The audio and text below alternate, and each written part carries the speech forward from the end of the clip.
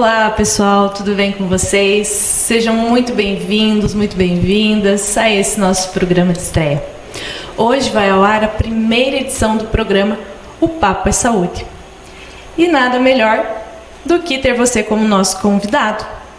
Hoje, essa edição especial vai tratar de sintomas associados à pandemia. Então, eu convido você, nosso ouvinte, nosso telespectador, você aí de casa que nos acompanha pelo Facebook, pelo YouTube, a deixar o seu like, a deixar seu comentário, uma sugestão. Seja muito bem-vindo a esse nosso programa de estreia, O Papo é Saúde. Para esse programa, nós decidimos que, já que estamos em lockdown, estamos isolados socialmente, estamos confinados em casa, seria interessante observar todos esses sintomas que a pandemia vem causando dentro da nossa casa, com os nossos familiares, com os nossos filhos, com os avós e conosco mesmo, né? Com os nervos à flor da pele, com os sentimentos que não tínhamos e agora estamos sentindo, com as emoções que estão mais afloradas.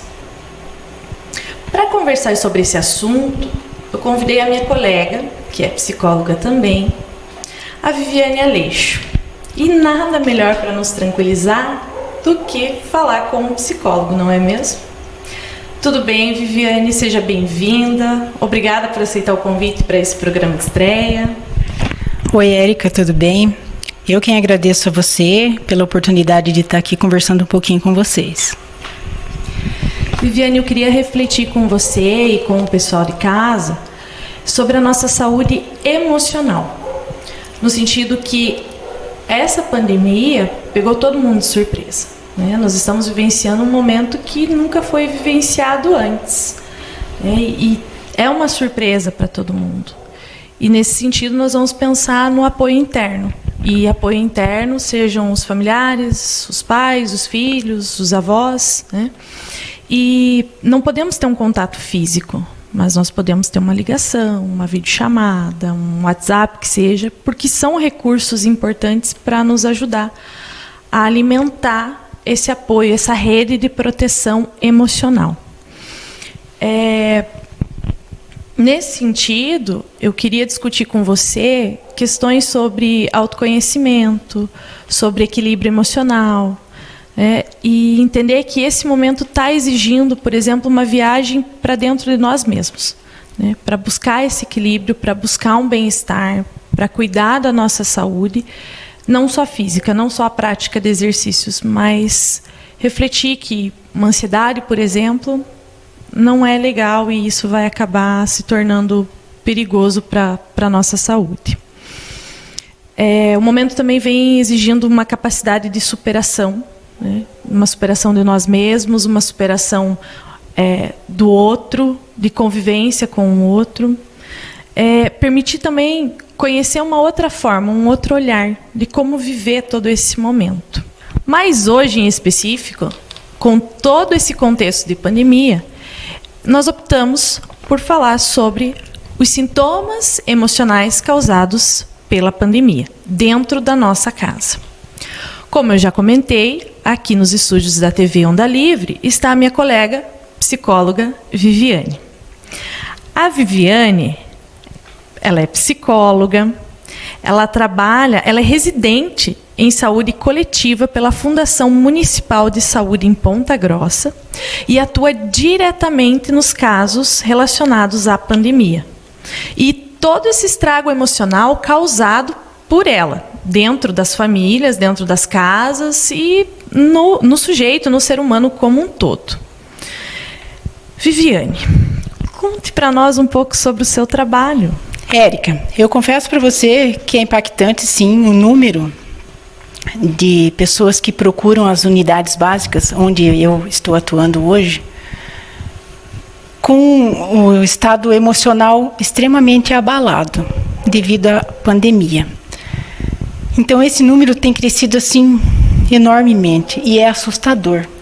E só quem está lá recebendo esses familiares, recebendo essas pessoas que procuram as unidades, é que tem noção da realidade, porque enquanto estamos em casa só ouvindo, é diferente. Agora, a convivência com estas pessoas no dia a dia realmente te faz notar o quanto o emocional das pessoas estão abalados devido a toda essa situação. Pensando no emocional, Viviane, ser psicóloga nesse momento e cuidar do emocional das pessoas é um desafio, não é?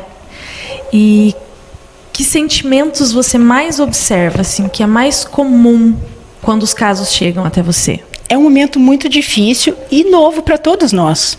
Para você, para mim, como psicóloga, e até mesmo para o ser humano que está lá em casa, que é um ser humano comum, sem ser psicólogo, sem estar precisando atuar nesse sentido. Mas os sintomas que nós, psicólogos e toda a equipe de profissionais que atendem a população, esses sintomas que nós mais percebemos são a ansiedade, o estresse e o medo. Esses são os que mais afloram e são os mais perceptíveis quando as pessoas procuram a unidade para um auxílio. Pessoal de casa, lembrando que nós falamos cientificamente dos assuntos relacionados à saúde.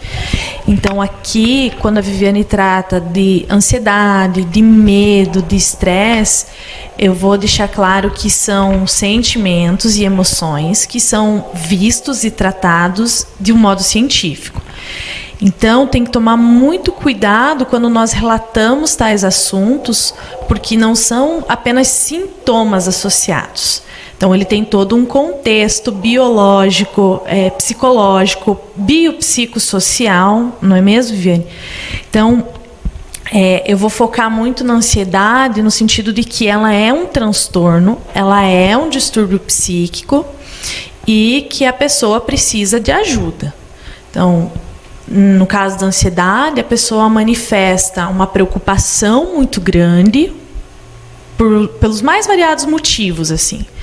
E ela apresenta sintomas como taquicardia, sudorese, a respiração fica ofegante, um nó na garganta, tremores. Pensando nesses sintomas, Viviane, principalmente na ansiedade, ela pode se tornar algo crônico? Por exemplo, ela pode continuar existindo sem ter uma causa?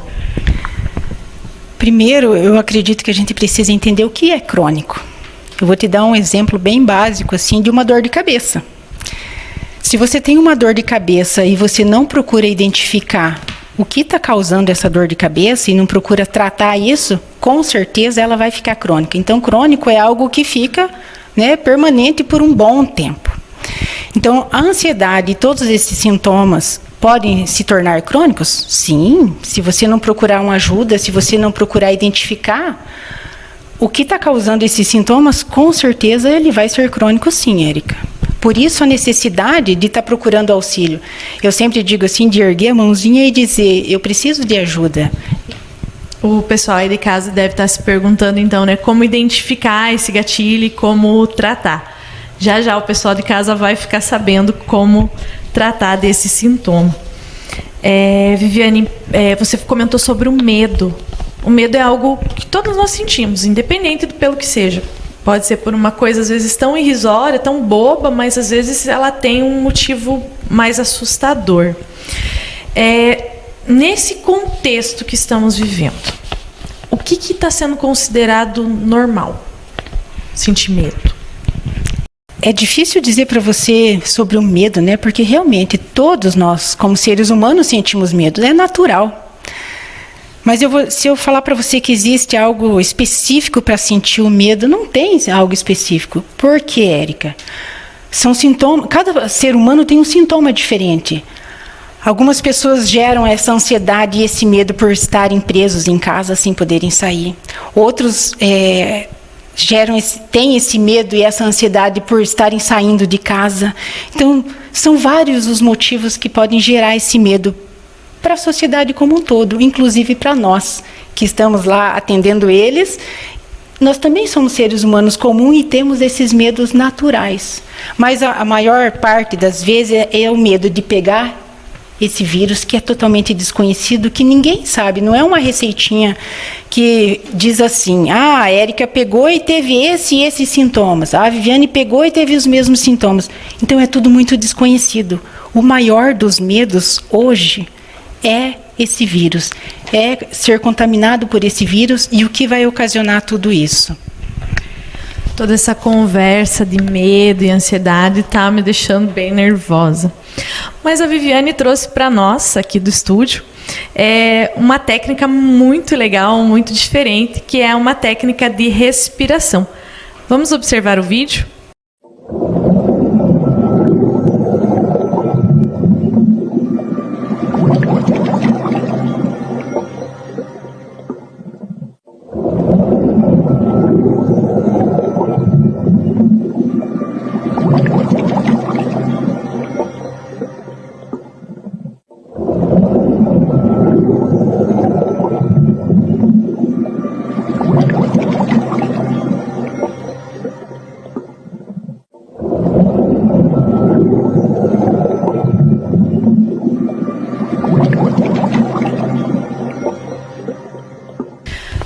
Vamos treinar agora, Viviane? Pessoal que nos acompanha em casa, nós vamos fazer junto. Isso vai amenizar um pouco desse sintoma, desse impacto que nós estamos sentindo. Como que faz, Viviane? Érica, é uma técnica muito simples, mas que realmente dá bastante resultado. Como visto no videozinho, eu vou mostrar aqui para vocês como é que faz. Nós vamos inspirar bem forte e em seguida expirar muito devagar. Eu vou mostrar aqui para você, só um minutinho.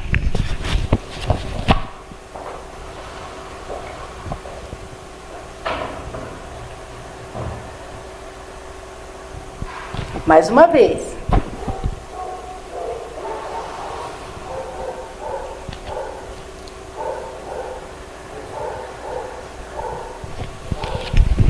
Fácil, né, Érica? Mas, Érica, você pode olhar para mim e perguntar assim, Viviane, quantas vezes eu preciso fazer isso para me acalmar?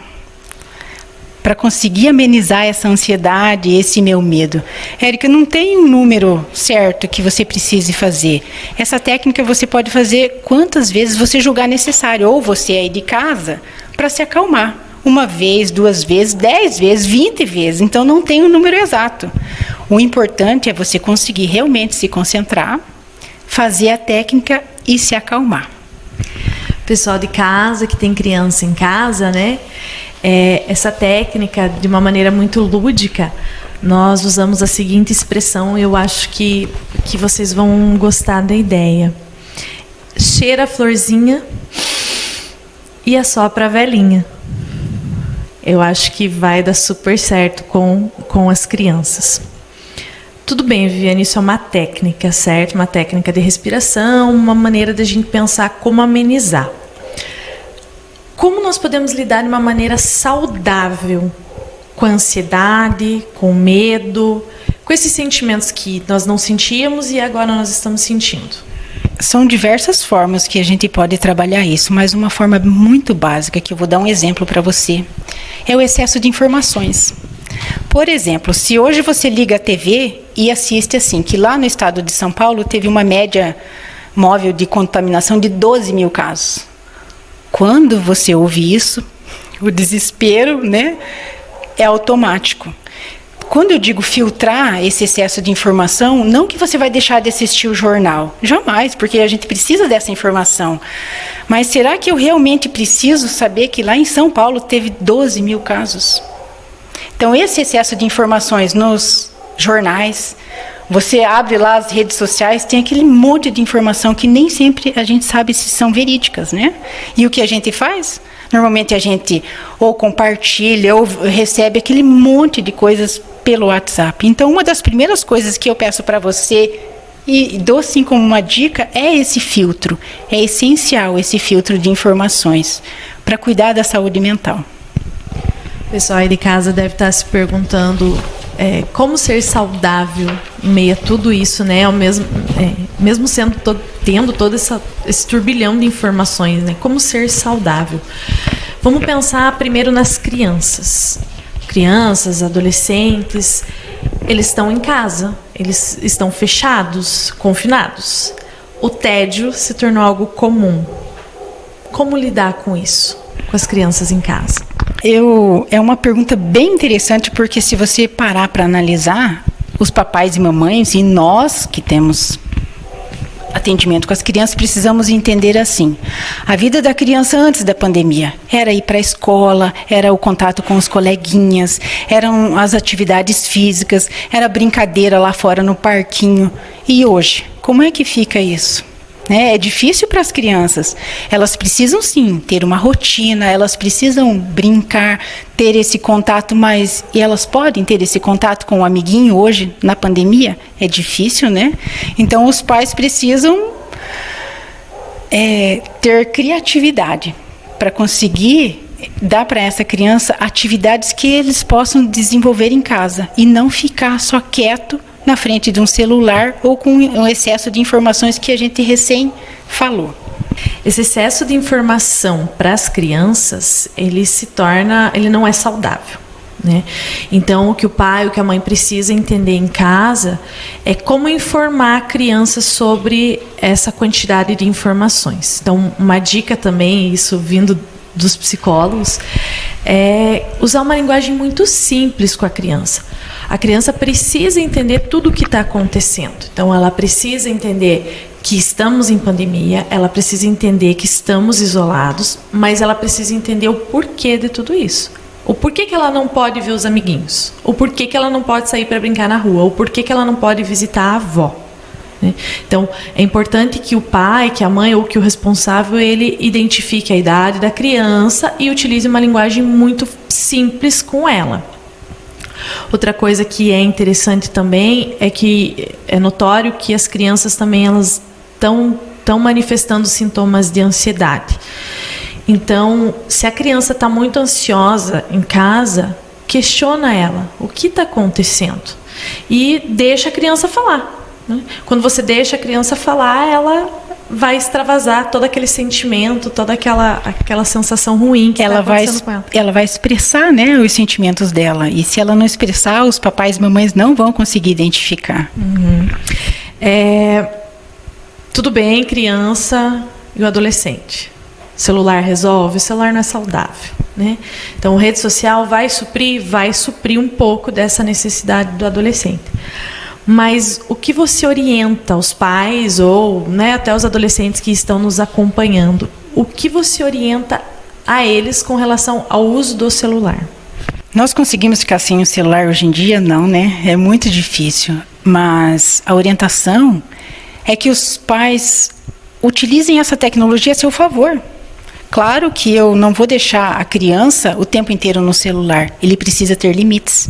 Ele precisa ter uma rotina, seja para estudo, seja para as tarefas, seja no próprio celular. E quando eu digo utilizar essa tecnologia a seu favor, é utilizar ele para fazer uma chamada de vídeo com os avós, com os parentes, com os amiguinhos, para ele sentir essa proximidade, mesmo não estando ao lado. Então, isso sim é conseguir utilizar essa tecnologia a seu favor. Na hora de estudar também ele está utilizando isso, mas tudo precisa ter um limite. Os pais criam uma rotina, mas não é só ter a rotina. Os pais precisam sim verificar se essa rotina realmente está sendo cumprida, se esse limite que ele impôs aos filhos está sendo cumprido ou não, se é só da boca para fora. Então isso realmente faz toda a diferença para os adolescentes. Impor limites e tudo mais, isso é uma postura dos pais.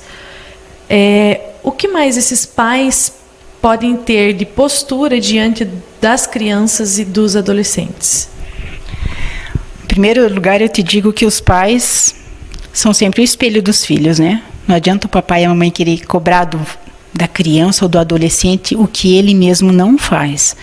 Então, o que eles podem fazer é esse cuidado com o excesso de informações para ele e para os filhos, é criar essa rotina de brincar com eles. Claro que os pais trabalham, é difícil esse tempo, mas é necessário. Os pais precisam sim se organizar, ter essa rotina com os filhos e para os filhos. Tempo de onde eles vão tirar, eles vão ter que encaixar na agenda, né? Vão ter que tirar esse tempinho sim para sentar, para conversar, para explicar, como você própria falou. de forma lúdica quando é uma criança, mas é necessário. E ele precisa dar um jeito, precisa se reinventar. Falamos das crianças, falamos dos adolescentes. E nós, adultos, Viviane, o que fazemos? Vamos para a horta. A Érica fala da horta porque eu sempre comento com ela que é uma terapia, realmente é uma terapia. Quando você me pergunta o que é que nós adultos vamos fazer, nossa, nós temos tantas opções, só que às vezes esquecemos disso, né? Temos sim a horta, um livro para ler, que seja o próprio celular, não nas redes sociais. Utilize ele de forma diferente para o teu bem, algo que realmente te faça bem. E sabe uma coisa que é muito interessante, Érica, para os adultos? Os trabalhos manuais, os artesanatos. A gente sempre diz, é uma terapia. Não tem o psicólogo ali ao lado, mas não deixa de ser uma terapia. E se pararmos para analisar, tem tanta coisa que a gente possa fazer junto com a família, e não só para nós mesmos. Viviane, dicas, truques, práticas que vão amenizar, realmente amenizar toda essa situação. Essa viagem para dentro de nós mesmos. O que você nos orienta? Em primeiro lugar, eu digo para você que é o autoconhecimento. Que no início lá nós comentamos da identificação do que realmente nos gera ansiedade. Então esse autoconhecimento é eu me conhecer, eu me permitir esse autoconhecimento. Porque a partir do momento que eu faço isso, eu consigo, né, perceber o que eu gosto, o que eu não gosto, o que me deixa ansiosa ou não. Outra dica que é muito interessante, que nem sempre a gente dá atenção, é fazer uma caridade. Que isso nos faz tão bem, só que não só a nós mesmos, né? Ao próximo também. E que nesse cenário de pandemia faz toda a diferença. Não que antes da pandemia ou depois não seja necessário, mas agora mais ainda. A gente tem que vivenciar o agora, Érica. Pensar, tá, eu estou no meio da pandemia, o que é que eu estou aprendendo com tudo isso?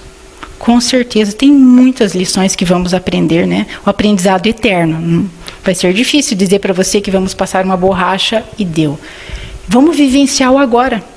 Tá, eu estou com crise de ansiedade, o que é que eu vou fazer o agora? Eu preciso cuidar do agora e não ficar pensando, sofrendo por antecedência. Então, são tantas as dicas, Érica, só que, em primeiro lugar, eu sempre brinco que em certo ponto da vida da gente, a gente precisa ser egoísta para olhar para si mesmo e pensar nesse sentido com imenso carinho. Agora, o que é que eu, Viviane, como ser humano, estou precisando? Você, Érica, como ser humano, está precisando? E você aí de casa, o que é que te incomoda? Então, a gente precisa dar essa atenção, sim. Essa semana, no programa Palavras, o Gilmar comentou sobre esse olhar para dentro, né? Sobre a presença e a presença do eu. Então é bem isso que a Viviane está comentando. O que me chamou mais atenção foi justamente o que nós falamos lá no início, né?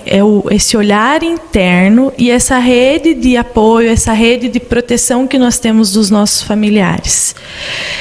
E o que nós estamos fazendo como promoção de bem-estar.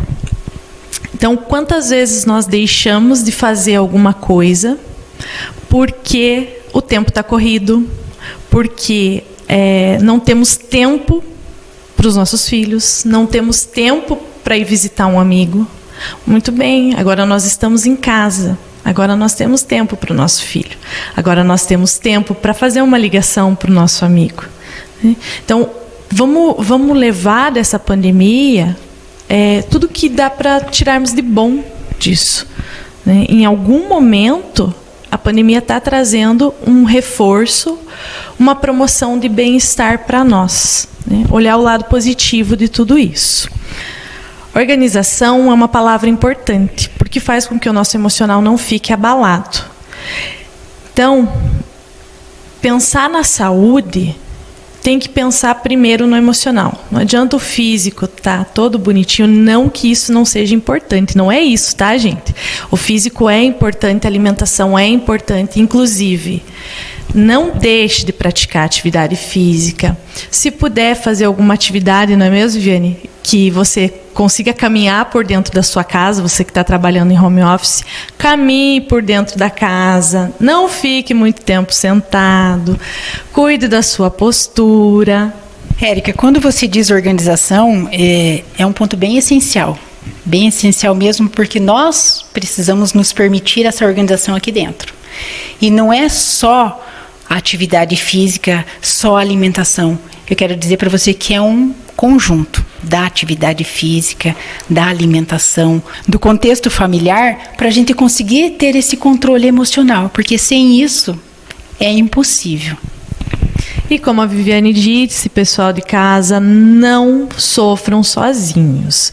Nós temos uma rede de apoio, temos profissionais aptos, profissionais competentes, prontos para ouvir vocês, prontos para auxiliar em tudo aquilo que está causando problema, não é mesmo, Viviane?